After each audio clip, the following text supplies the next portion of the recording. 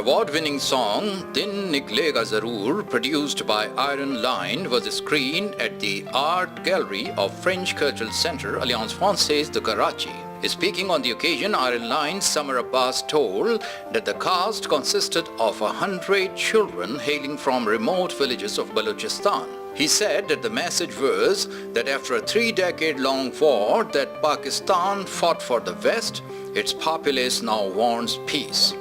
Journey of the song, that has received its first accolade from Education Department of West Yorkshire, is expected to terminate at the United Nations in Manhattan.